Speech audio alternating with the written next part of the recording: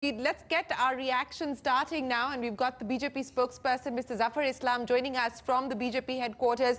Mr. Islam, many thanks for joining us.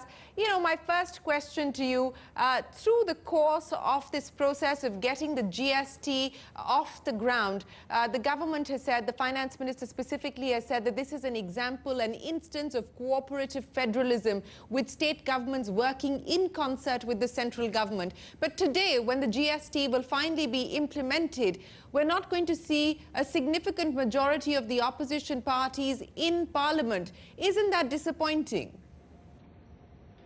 Well, this is indeed disappointing, Shereen, because if you see the process, this is not that we have been able to achieve without their support. They were part of this process. They have supported us. We acknowledge their support.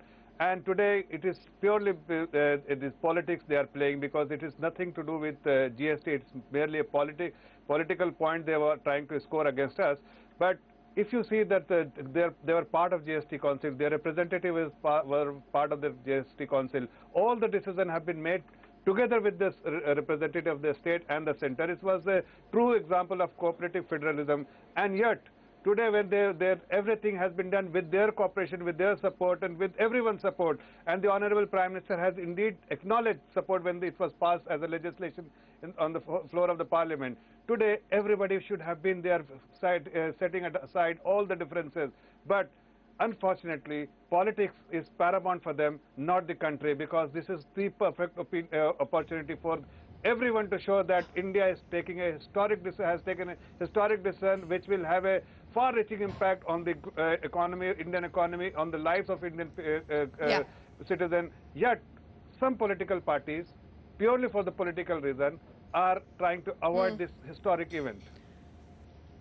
You know, the argument that the opposition parties like the Congress are presenting to the government is that, look, we're not opposed to the GST. In fact, we're the original architects of the GST. We have supported the government in its effort to pass the GST bills through Parliament. We have represented ourselves in the GST Council meetings. Our state governments have adopted the, the state part of the legislation. What we're opposed to is the hasty manner, and I'm using their words, the hasty manner in which the GST is being pushed forward without enough readiness or preparedness on the ground. How do you respond to that?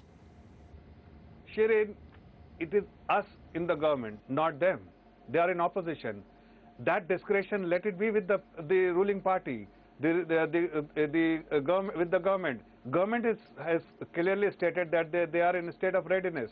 We had plenty of time. We could have implemented, executed from before the 15th of March. But since there is a state of readiness, government is absolutely sure about it. We had to take a step, and we have taken a step which is in the right direction. All they should have asked us, and they should have expressed their concern. We have responded to them that there is a state of readiness and we are confident of execution.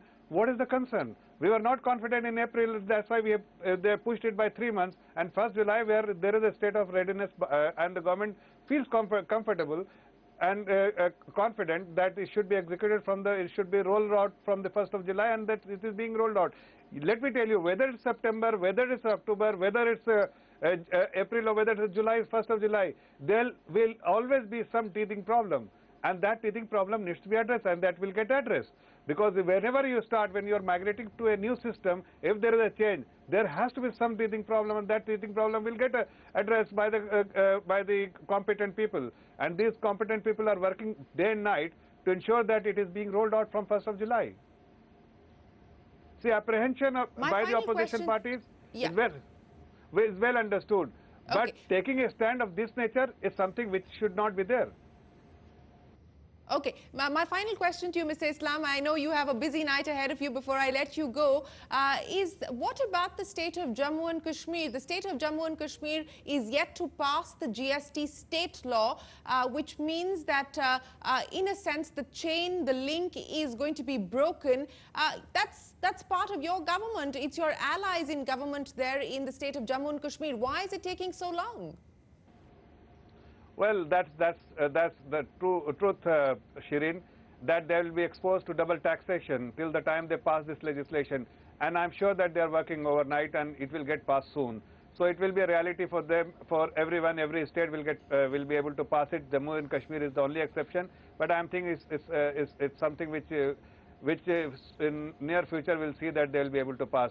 Till that time, they are exposed to double taxation. All right, Zafar Islam, always a pleasure. Here's wishing you all the very best for the evening ahead. Thanks very much for joining us.